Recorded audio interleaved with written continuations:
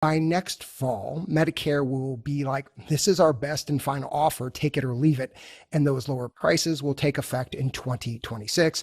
Then Medicare gets to do this whole process all over again for 15 drugs next year and a total of up to 60 drugs, Nancy, by the end of this decade.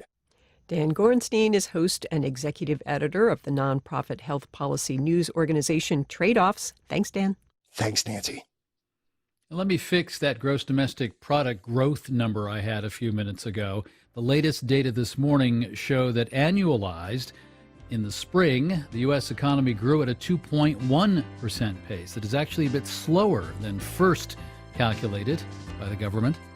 I'm David Brancaccio, Marketplace Morning Report. From APM, American Public Media. Wayne Hogan of the Terrell Hogan Law Firm. I'm Wayne Hogan. The Move Over Law protects police, fire, EMS, utility, and sanitation personnel by requiring drivers to move over and slow down for their vehicles. Learn more at waynehogan.law. Baptist Health is a proud supporter of First Coast Connect. Baptist Health, committed to building a healthier community for all of us. More info at 202-4YOU or baptistjacks.com. North Florida TPO, proud sponsor of WJCT's First Coast Connect, bringing to the community innovation in transportation planning, commuter services, clean fuels, and intelligent transportation systems. More at northfloridatpo.com. This is WJCT News 89.9 in Jacksonville. Ahead in the next 5 minutes, live local news for the First Coast from the WJCT News team. On the independent 89.9 HD4, we're providing a platform for music discovery that's free from the algorithms that push listeners toward the squishy middle of sameness. We're playing new music from non-commercial artists, handpicking each song with care because we really do care. And we believe that music discovery unlocks the potential of music to move and inspire. Dig in deeper with us on 89.9 HD4, the WJCT app, or on jacksmusic.org. Hear from some of the biggest newsmakers in the community on First Coast Connect, where we discuss the issues and stories that affect your life across the First Coast. We also ask for your phone calls, emails, and tweets. Engagement is what drives the show. So engage with us right now as we get started here in just a few minutes on First Coast Connect.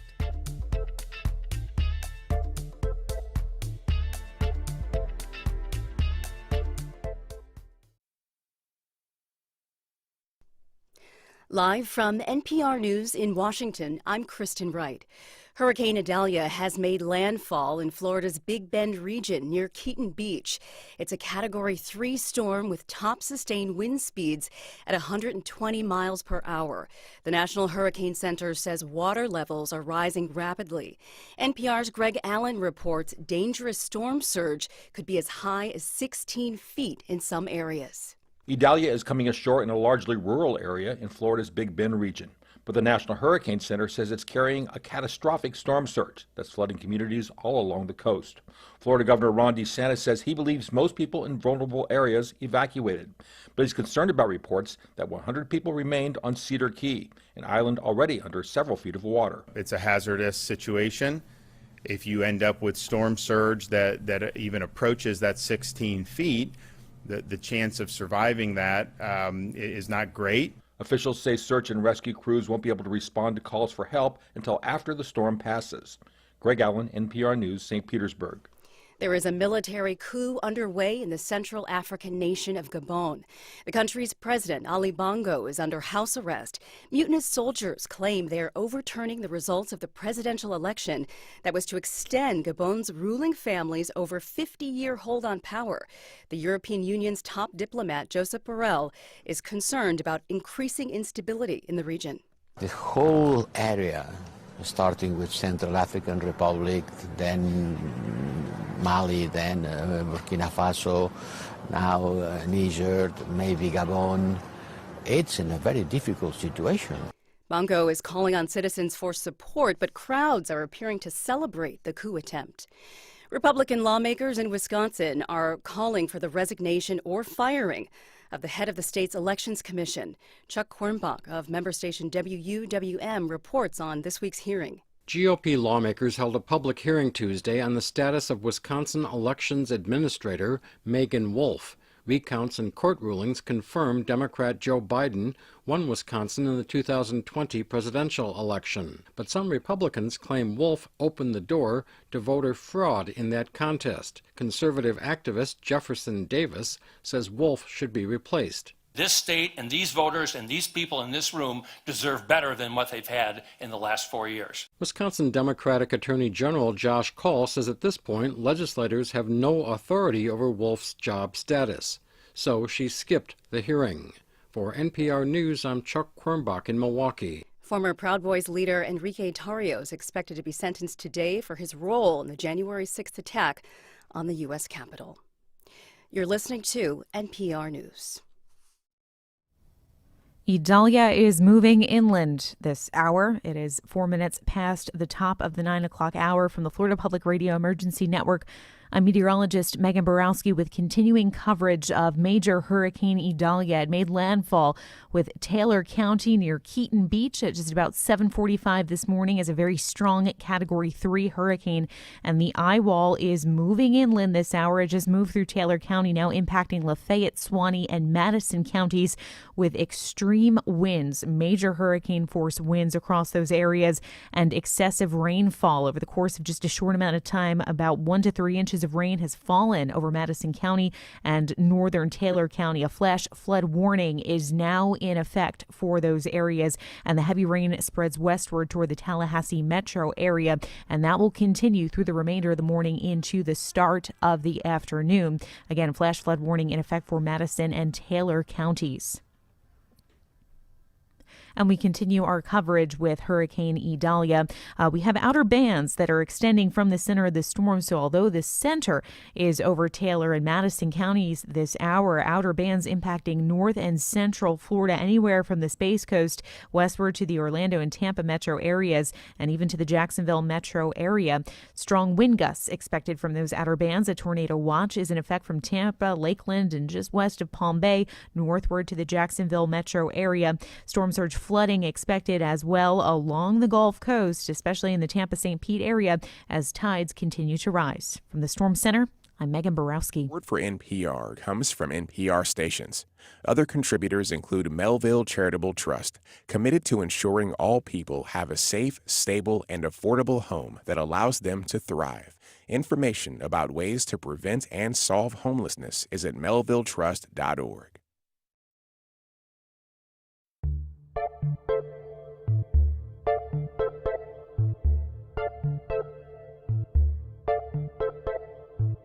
Hey, you are listening to First Coast Connect. I'm Al Letson, sitting in the big chair, live from Studio 2 at WJCT. How you guys doing today? All right, so Hurricane Idalia made landfall as a dangerous Category 3 in Florida's Big Bend, where the Panhandle meets the peninsula, earlier this morning. It's now expected to cut across the state, with the worst of what's left hitting us around noon. So we're devoting today's program to look at what we can expect here in Northeast Florida. Let's start with Andre Ayuob, Emergency Preparedness Chief for the City of Jacksonville. Andre, you on the phone?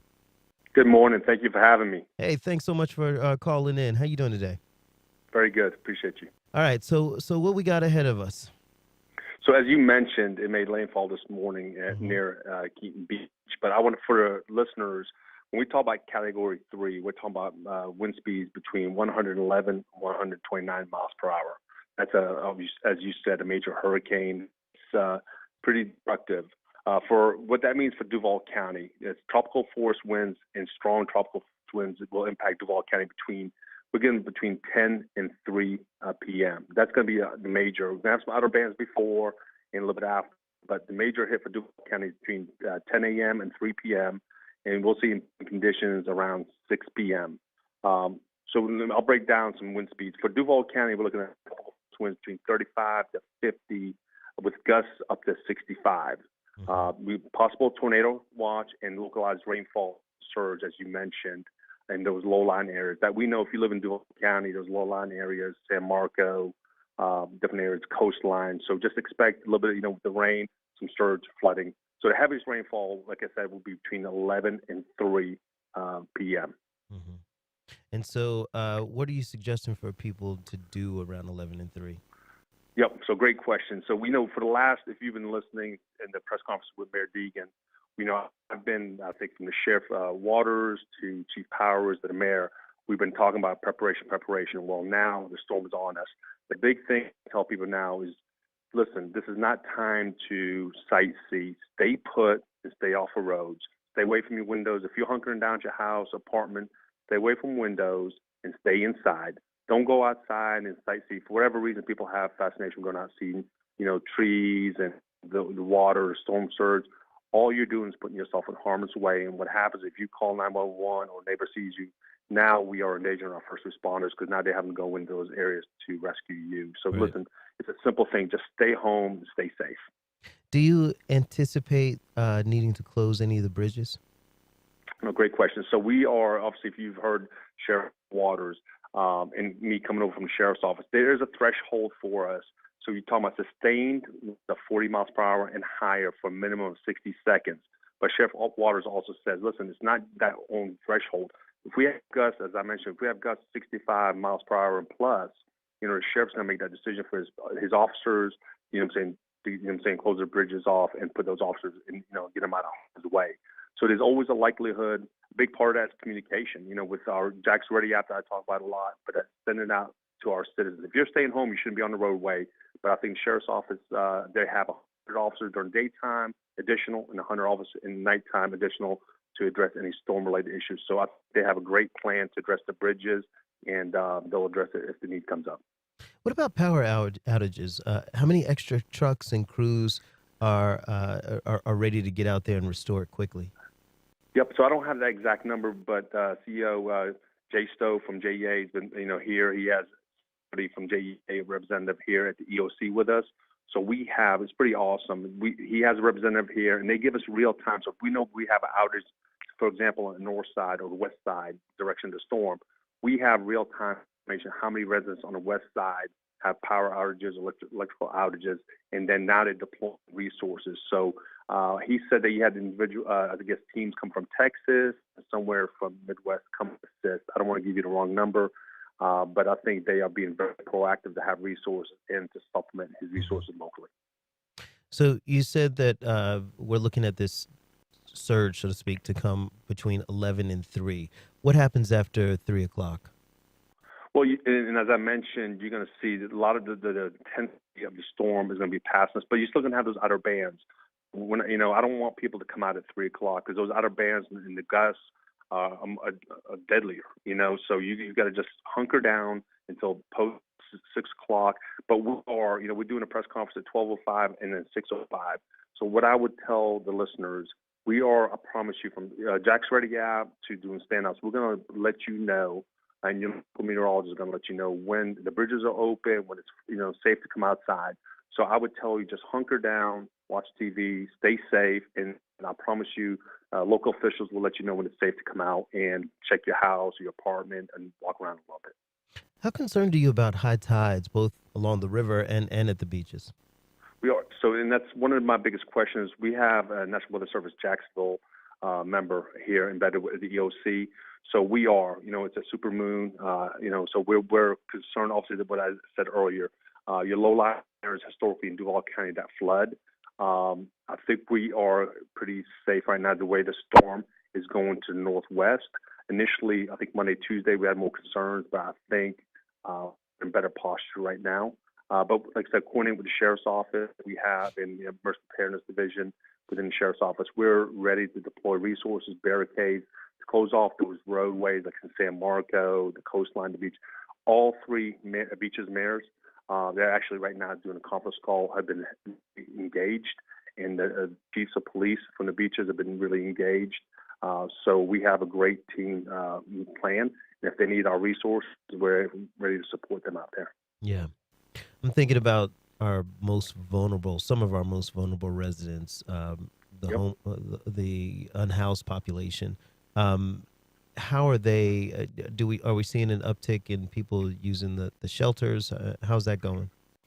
Yep. So let me, and I'm going to give you the exact number. So, we opened our 7th shelter yesterday. In La Villa, which is one of them, that was our most populated as of last night. I didn't get the numbers this morning, but La Villa is one of them. And as of last night, we had a capacity of 1,792. We had 120 in there last night. So that's our heaviest populated shelter. And we have 6 other ones.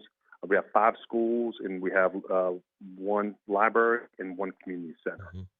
When do you expect city offices and the schools to reopen?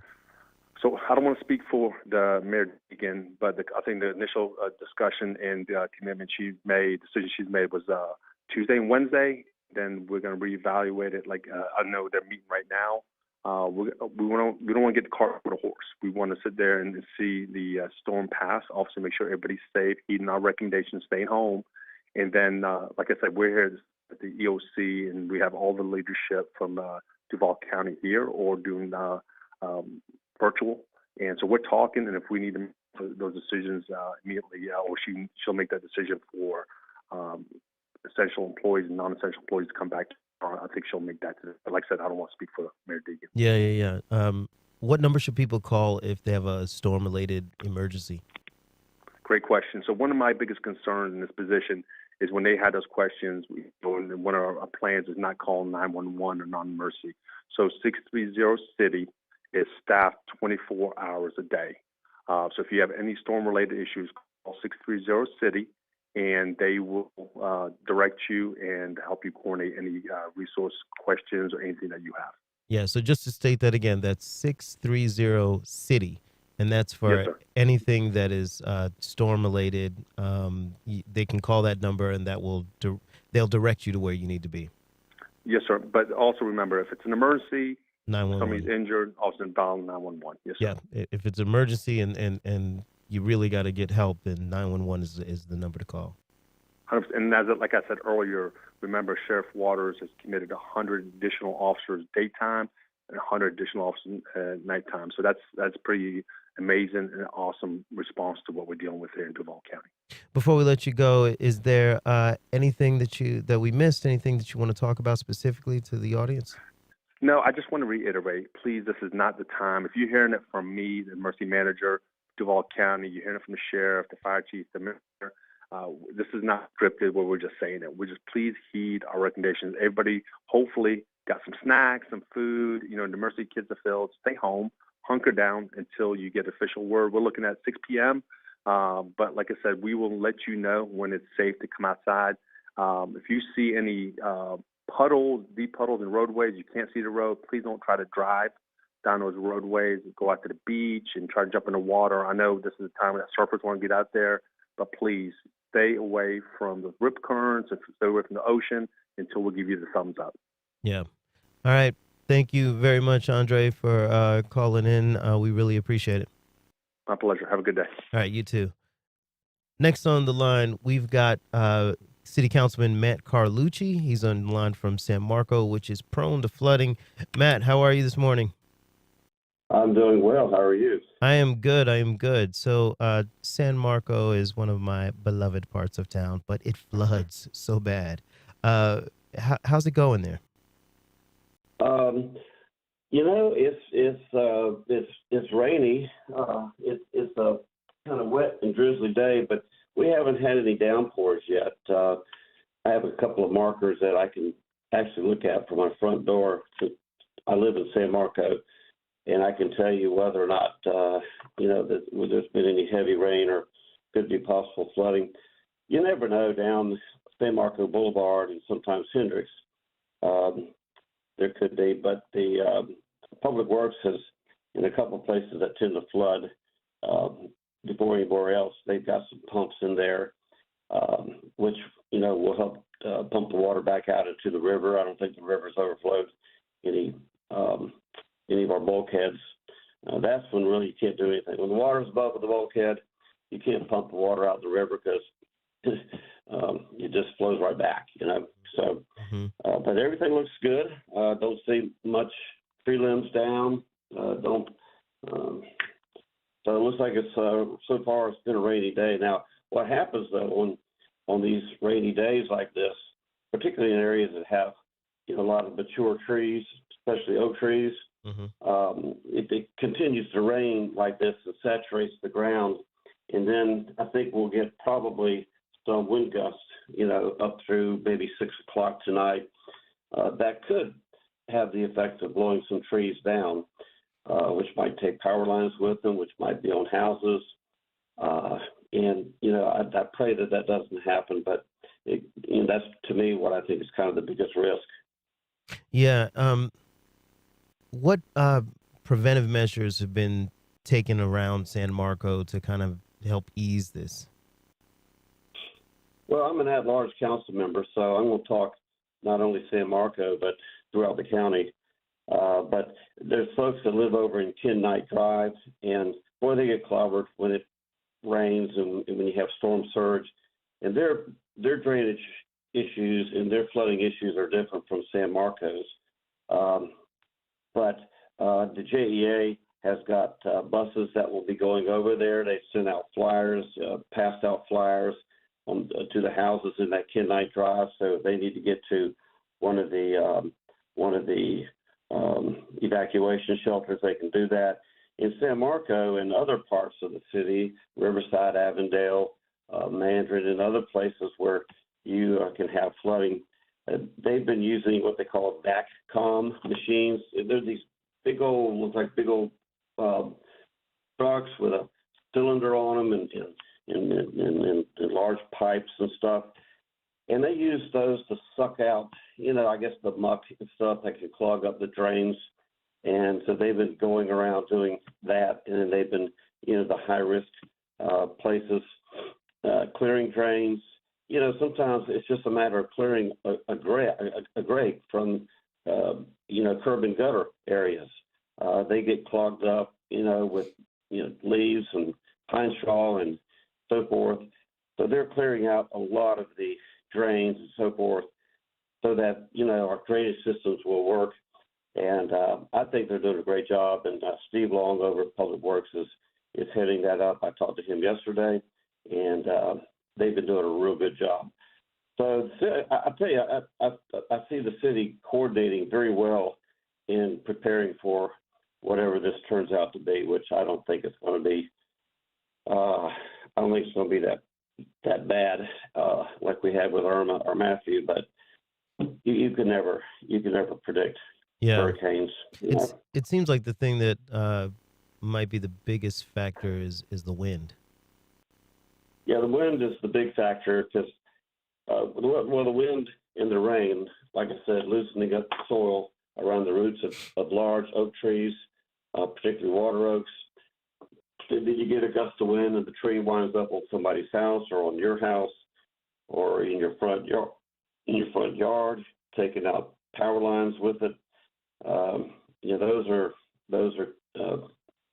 That's the big risk, I think. By the way, JEA has pulled in. All their employees will be on duty today.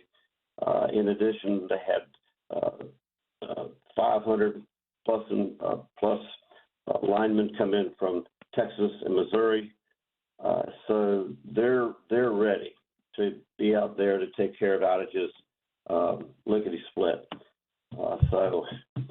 All the different departments in the city seem to be doing a very good job. Mm-hmm. One question I had for you that's just based off of something you said earlier. What specifically are the issues around flooding at Ken Knight Drive? That's you said it was different than San Marco, and from when it comes to San Marco, I just think that the river's right there, and it just it overwhelms the system. But what's the difference with Ken Knight Drive? They've got a river, I think it's Reebok River, behind their homes, and so when they get flooded, they tend to flood from the water just coming up from the backyards on up to the street. Mm-hmm. So there's no real way to pump that water back to where it's coming from. And in San Marcos, where a lot of the rain or where a lot of the flooding comes from, is the accumulation of rain, and we're in such a low area like a bowl in some places. And but the water there, as long as the river hasn't exceeded the height of the bulkheads and the banks, the water can be pumped back into the river. So it's just a different creature. There are some things happening in Knight Drive, and I think some of that area is a what I would call, I guess, a FEMA area, where FEMA will come in and buy the house, but there's a lot of people that rent there. They don't own the house, so they can't really take advantage of the program. But there are areas over there, like in South Shores, in the San Marco area, St. Nicholas, South Shores between St. Nicholas and San Marco, that floods every time you get a bad storm. And it has a lot of the same problems as what Knight does. So the city, FEMA teamed up and had town meetings, and some of those folks were allowed to sell their house to FEMA for a pre-hurricane appraised amount. And they just, as much as they hated it, because that's an old historic area, they moved to somewhere different, and their houses were raised, and in a lot of that area, instead of having homes while it's not raining, and when there's no hurricanes, it's actually a pretty much a green park area that could be used. But then it's also an area when it does flood, if there's no homes in there, then the ability to mitigate the flooding comes because there's more places for the water to soak into the ground. Yeah. City Councilman Matt Carlucci, thanks so much for calling in. We appreciate it. Stay safe. Thank you for having me on, and call me anytime. All right. Sounds good. Have a good day and stay safe. All right. You too. Bye. All right. And we are getting ready to go to our Clark Kent of the newsroom here at WJCT. My man with the plan, Dan Scantlin. Dan, how are you? I'm fine. I'm sitting here on Lancaster Terrace next to Memorial Park in Riverside, and it's a sea of whitecaps out there. The river is starting to seriously slap over the seawall. It's actually starting to slap into Memorial Park.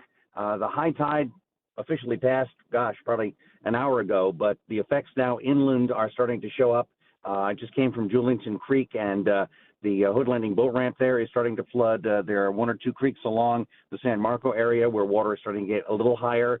I agree with the councilman you just spoke with. I don't think it's going to get that bad, but we still have the worst of the wet weather, as Andre Ayuob said, coming, and those wind gusts could start pushing some river water up some of the creeks. Yeah, and as we were talking about earlier, it feels like water is definitely going to be an issue, but the wind, 50 miles an hour, that could be pretty dangerous. Literally, my SUV is starting to rock in some of the gusts, which they're not that bad. Haven't seen a lot of tree limbs down. I've been all the way from Riverside into Mandarin and up through San Marco and the Hendricks area, and the weather is getting worse. And that 11 to 3 period, those oak trees in Mandarin with a weakened root system could come down. Same could happen in Riverside. So be careful of what could fall across the road you're driving on.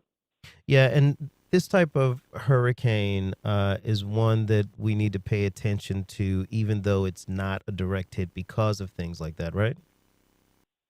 Correct. And the big issue always in this area, especially in the areas where the old oak trees are, the more it rains, even after the rain is gone, the ground is saturated and root systems don't go that deep. And suddenly the entire oak tree comes over and pulls up this huge pie-shaped saucer of dirt, and it ends up on your house. And those are old oak trees in some communities, 100 years or more, and they're big. Do we have any idea, specifically, what part of town is in line to get hurt worse? Well, again, like the councilman said, Knight Drive with the Ribault River, whatever happened a few years ago that has caused that river to start coming right through the homes when the water and the wind is right, that's an issue. Some of the coastal areas in Riverside, San Marco could face some issues as well. Some boat ramps are starting to show water up to the lip. So some of those areas could flood. And I'm seeing that so far the portable pump in San Marco is not running yet, but there could be some water coming up the storm sewers that then comes up through the manhole covers, and then that pump has to get going. Yeah, and so where are you headed next? Now you're in Riverside right now. You were in Julington Creek. Now where are you going next to give us a snapshot? I'm going to go back down the south side in Mandarin Part because that is the traditional part of that side of the river. But I might hit like the Five Points and area down there to see. And I want to get some images of this. It's really scary to look at these waves coming through the decorative balustrades on Memorial Park. Our last storm, Memorial Park flooded partially, as did some of Riverside Avenue, and I'll be keeping my eye on that as well. When are you going home? I feel like I'm your wife asking you, like, when are you coming home, honey? When the winds get over 35 sustained, this guy goes and parks himself on his sofa and keeps an eye on his phone. Yeah, I think that's a good plan because no good can come of you being out in the wind. You are our resident Superman, but still wouldn't like to see you fly. I don't want to either. So stay safe and stay inside, as everybody is saying. When that 11 to 3 period happens, it's going to be real nasty. And I've seen a friend hit in the face by a flying limb in the wind. It's not pretty. Yeah, it is not pretty. Dan, thanks so much for calling in. We'll talk to you again. Bye. Take care. That was Dan Scantlin, our in-house Clark Kent of the organization, going around Jacksonville, just seeing what's going on. Again, it's really important to remember that while this is not a direct hit, the hurricane will affect us, and we should all be thinking about how to keep ourselves and our loved ones safe. All right, we're going to go. On live radio, things don't always go according to plan. But while you're here, I wanted to ask you about this. Oh, is that the doggo? That's Buster. He's leaving. But I'm sorry. That's my dog. I doubt that we will get a base in Central Asian states anytime soon. I want to bring in NPR's international affairs correspondent Jackie Northam to jump off of something that Mara and her dog just said. Around 20% of deposits may exceed the cap on insurance, which is currently $250,000 per account. We should know it sounds like your dog likes to talk about the FDIC too. Ooh, is that Buster? Hello, Buster. I mean, Martinez, things might go to the dogs sometimes, but NPR and this station stay focused on you. Here's how to support us. Please call 353-9528 or visit wjct.org/radio. Welcome back. You're listening to First Coast Connect. I'm Al Letson, sitting in the big chair in Studio 2 at WJCT. How's everybody doing today? All right. We got a wild one today with the hurricane coming through on the outskirts, and we're going to go to Megan Borowski, the senior meteorologist for the Florida Public Radio Emergency Network, is on the line now. Megan, how are you? Doing all right. It's been a long morning, but we are getting through this event. Yeah. So what's the latest forecast for our area? So for the Jacksonville metro area, we're in a bit of a lull right now, but I am tracking those outer bands, and they will continue to push through from west to east across the metro later on through the morning and really into the afternoon. The core of Idalia right now is approaching the border with Georgia. It's near Valdosta, and it will continue to move northeastward at about 18 miles an hour. It should weaken as it moves inland, but the core of the system should actually pass close to Jacksonville later on this afternoon, so we could get tropical storm force wind gusts,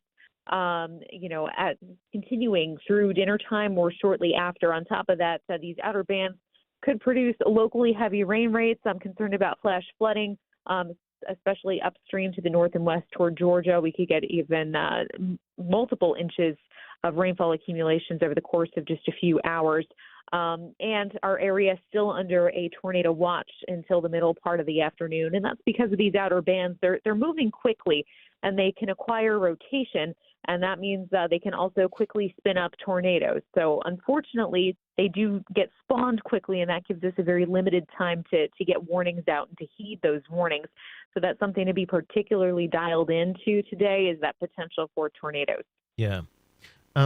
thinking about the fact that we are, in a full moon and a king tide, how concerned should we be about flooding? Well, the one saving grace here is our location relative to the center of the storm. So with counterclockwise rotation around the center of Idalia, winds should generally be offshore, but we do also have Franklin over the Atlantic, and that is contributing to rough surf and rip currents and a bit of an onshore component to the water flow. The latest forecast from the National Hurricane Center does give us a risk for storm surge flooding. It looks like for our immediate area, that's anywhere from about 1 to 3 feet. So not too bad considering that just to the west along the Gulf Coast is looking to 12 to 16 feet. So storm surge flooding, not the biggest concern for us today. It's mainly going to be rainfall, tropical storm force gusts, and that risk for tornadoes. How concerned should we be about Franklin out there in the Atlantic? It's going to stay offshore. The main concern with Franklin is the fact that all week it's been triggering rough surf, rip currents, beach erosion. That's really the only concern we have there. And then Idalia is going to eject off the mid-Atlantic coast sometime tomorrow, and that should create longshore currents. And again, rough surf, beach erosion later this week into the weekend. Mm-hmm. The strongest winds and the gusts, when can we expect those to come in? And what are you predicting as far as how fast these wind gusts are going to go? So I would say that the worst of it should occur probably during the afternoon and into the evening. And again, the storm will be weakening as that happens. So from the core of the storm, tropical storm force gusts are possible. So that's anywhere 39 miles an hour or greater. But keep in mind, too, as we get these outer bands moving through, these thunderstorms within the outer bands, they could produce wind gusts in excess of 60 miles an hour. So that's the potential for us for the rest of the day today. Really, the heightened risk, I say, for the Jacksonville area will be during the afternoon and evening hours as the core of the storm tracks closest to our area.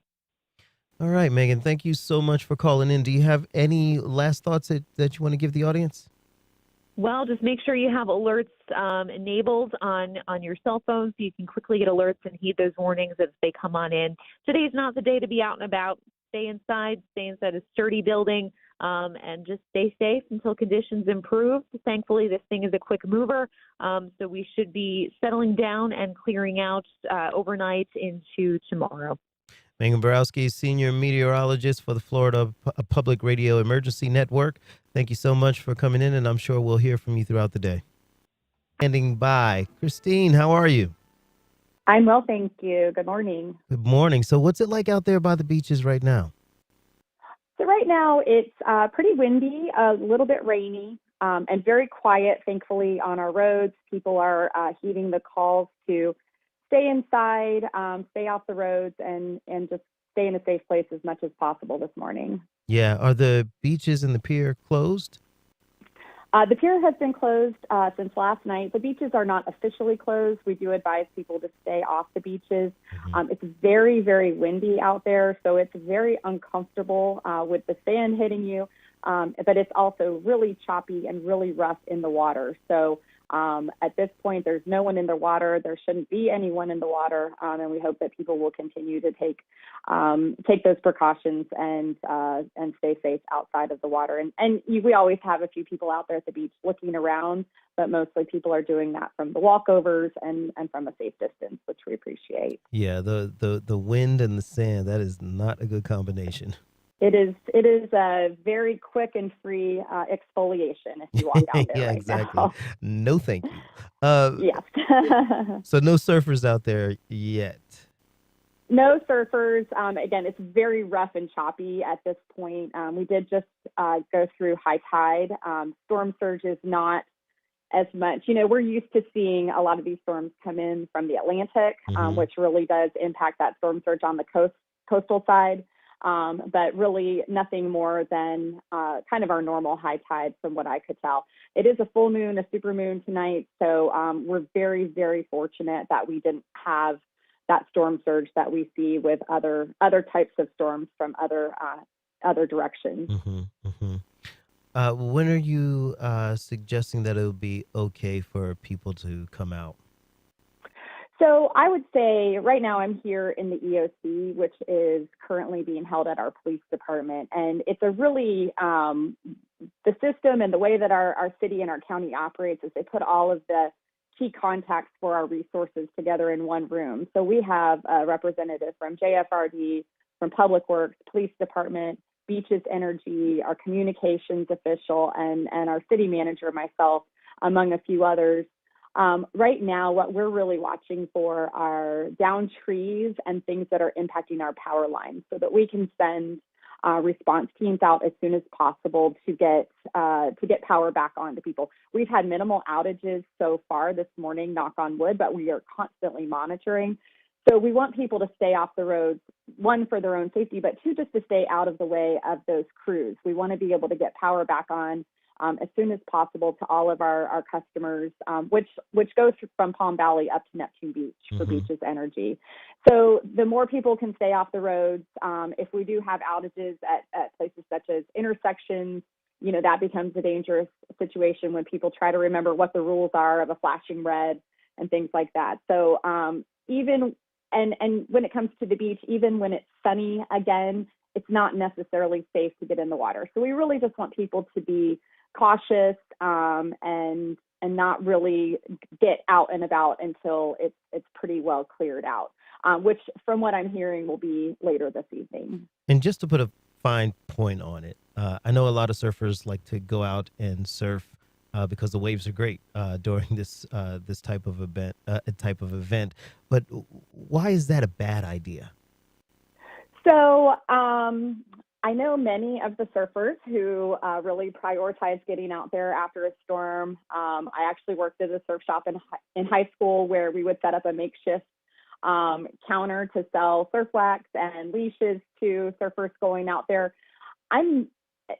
This is not my official position. The surfers typically know what they're doing, and I'm not as concerned about the surfers. What I'm really concerned about are the people who are not necessarily as familiar with rip currents, with dangerous surf conditions, and they see a sunny day and they think it's going to be okay to get in the water. And just because it's a pretty day does not mean it's okay and safe to get in the water. So we really want to heed the warning flags and heed, and this is every day, not just after a storm, to heed the instructions of our lifeguards. Anytime someone goes into the water on a dangerous situation, they're putting someone else's life at risk too. So they're not just risking their own life. We have had stories of friends and family members going in and trying to rescue someone and then they themselves drowning. But then you have our very highly trained lifeguards out here at the beach. But it's still very risky for them, especially in dangerous surf conditions like we have now and will likely have. Franklin is impacting our coastline right now as well. So we have a lot of different factors there. So the best advice is just to stay out of the water. And that's what we're hoping and expecting people to do.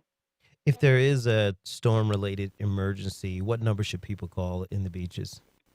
Absolutely, 911, just like any other time.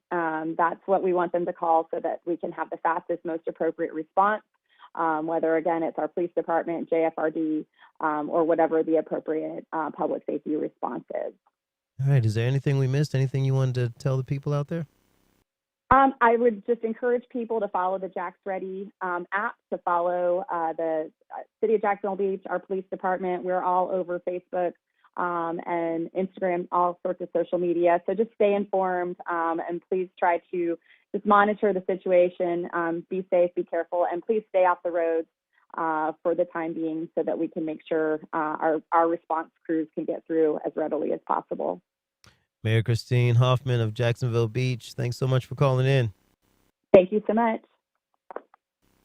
All right. So we are moving close to the time when we're going to start seeing heavy winds coming in. The tide is going to go up a little bit. Everybody just needs to really take a deep breath, hang out at home, watch some videos or whatever you got, play games.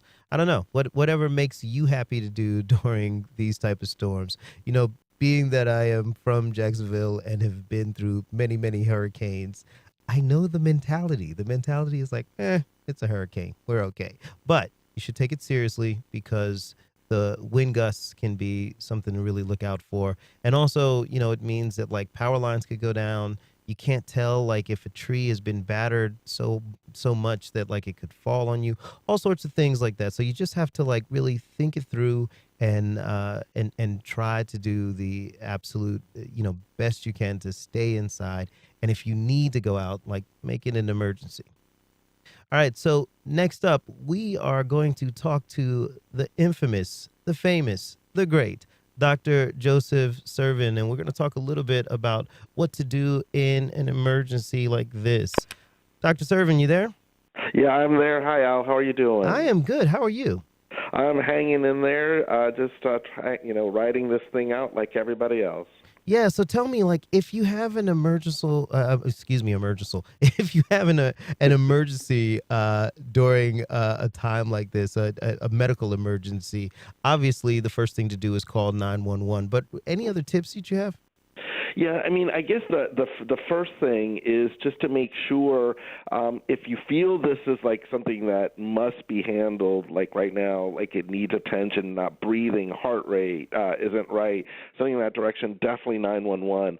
But if there is anything like where you're not sure or it's kind of something that can be managed at home for a little bit, that is fine too. But if you have any doubt, like, oh my goodness, this is terrible, calling 911 is the best thing. Most of the time, to be honest with you, the preparations for this is really where healthcare counts. And what I mean by that is having everything ready before a storm hits. And sadly, that won't help us at this moment, but it is something, at least for future things, always having all your documents, prescriptions, everything ready, just in case.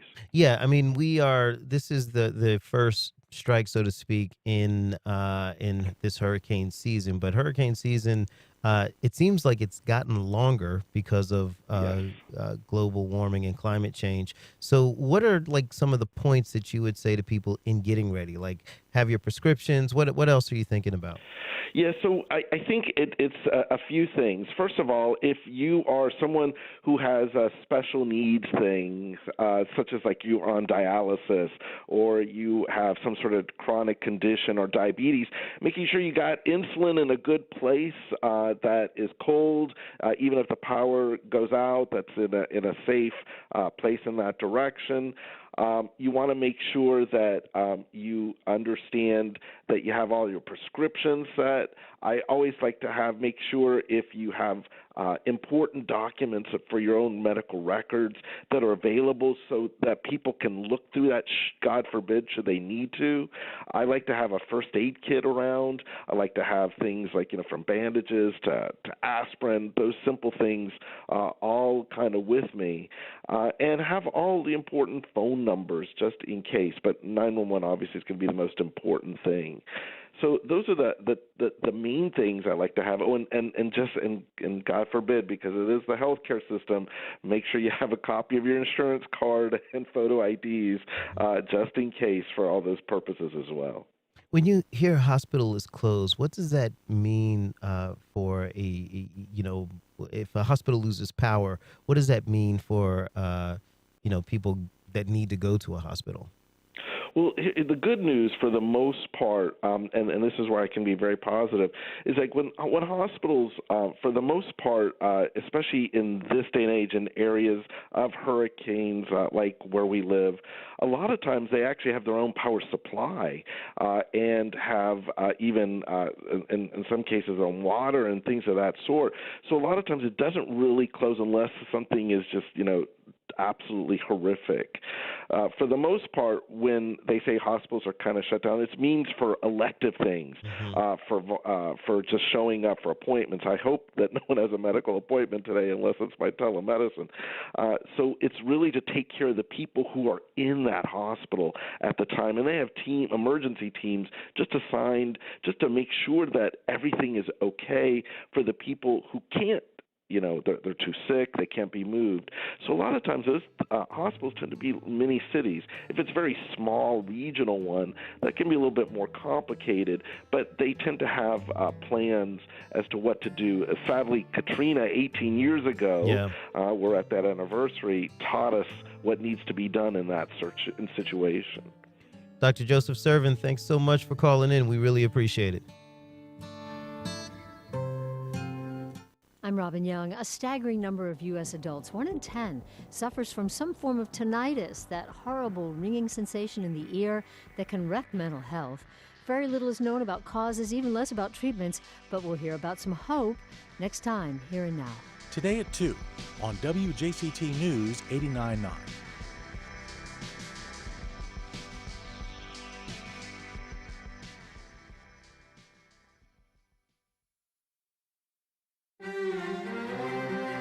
London has a problem with foxes. They raid trash cans, they scare residents. I think most people consider them perhaps a nuisance. But for this wildlife photographer, foxes should be celebrated. Oh my goodness, right on cue.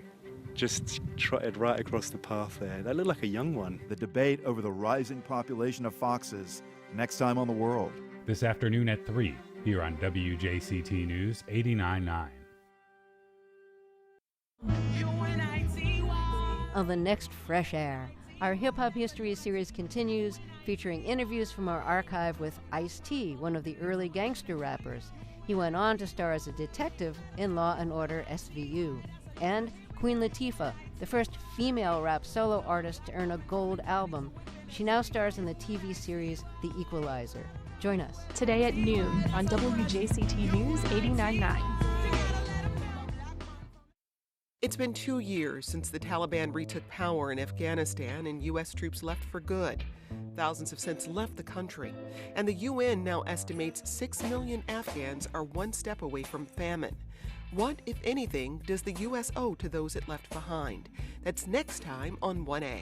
Today, starting at 10 on WJCT News 89.9.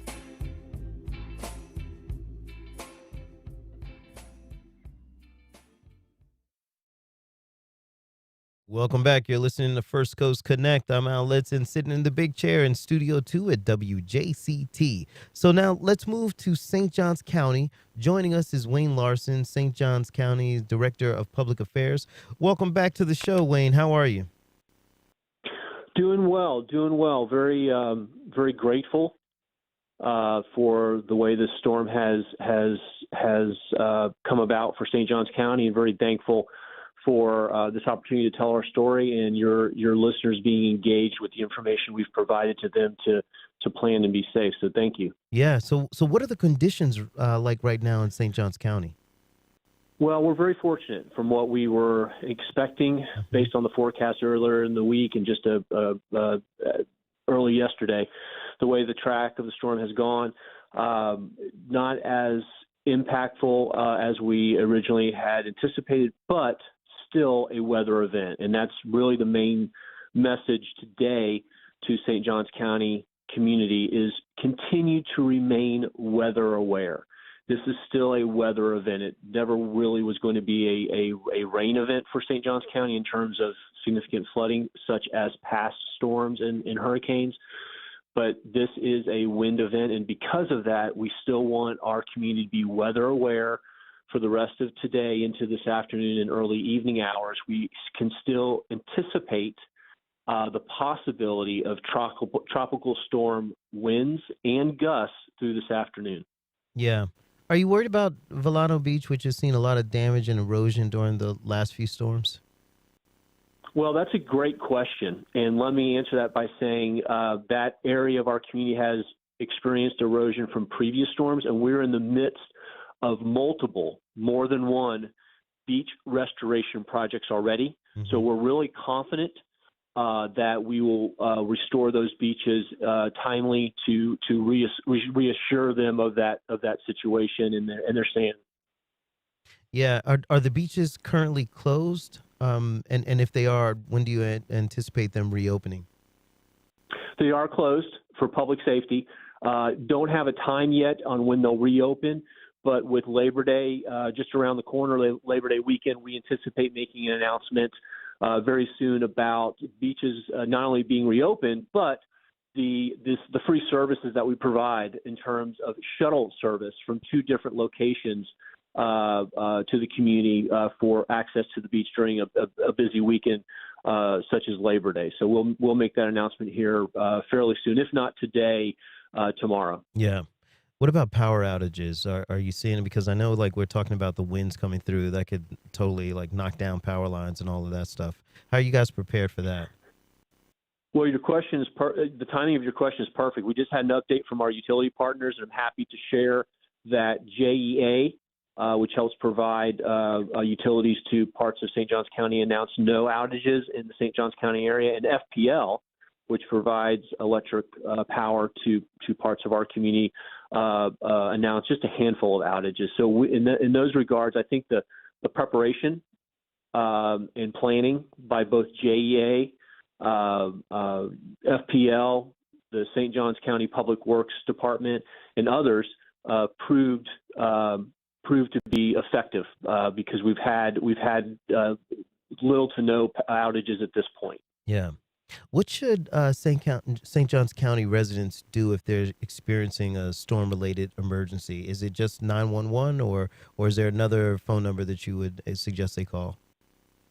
Well, to clarify, there's a tremendous difference between an emergency and information. If they have an emergency, by all means, call 911. That's first and foremost. However, if they want information as to what the next step is, what the next closure of reopening is, when the beaches might open, they're always encouraged to contact us and speak to a human being. We have staff here ready to answer calls. We have St. Johns County staff ready in the Citizen Information Center, and that number is 904-824-5550. Let me give that again. It's 904-824-5550. Give us a call. Let's have a conversation, and let's share information that you need, that the community needs to be more informed and educated about what the next steps are here in St. Johns County. Excellent. One last question. We heard that St. Johns County schools are only closed today. Do you expect them to reopen tomorrow? Well, I can't speak on behalf of the school district, but what I can share with you, we've had no indication from the school district that they will not reopen tomorrow. So that's probably a fair plan that the schools will reopen tomorrow. And in addition to the schools potentially reopening tomorrow, I know trash is very personal to everyone in every community, and I'm happy to announce that we plan on trash collection resuming tomorrow here in St. Johns County. So that'll be one of the first touch points with our citizens at their doorsteps, if you will, to resume normal activity as far as county services. So trash collection will resume tomorrow. Excellent. Wayne Larson of St. Johns County and Director of Public Affairs, thank you so much for coming on. Hey, thanks for the opportunity. We'll talk again soon. All right. And ladies and gentlemen, that is our show for the day. Thank you so much for listening to us. We hope that everybody stays safe during this hurricane. Our executive producer is music maestro David Luckin. Our senior producer is Heather the Great Schatz. She's a genius. Our associate producer is Stacy the Brain Bennett. She's an amazing musician. Our director, the Steven Spielberg of the operation, is Michelle Coram. I just butchered that. Michelle Coram. Sorry. We had technical help from her as well. Our theme music is by Club De Belugas. If you have questions or comments about First Coast Connect, send an email to firstcoastconnect@wjct.org. I'm Al Letson. You've been listening to us right here on WJCT News 89.9. And remember, y'all, keep your heart open for Duval and each other. And I'll talk to you tomorrow.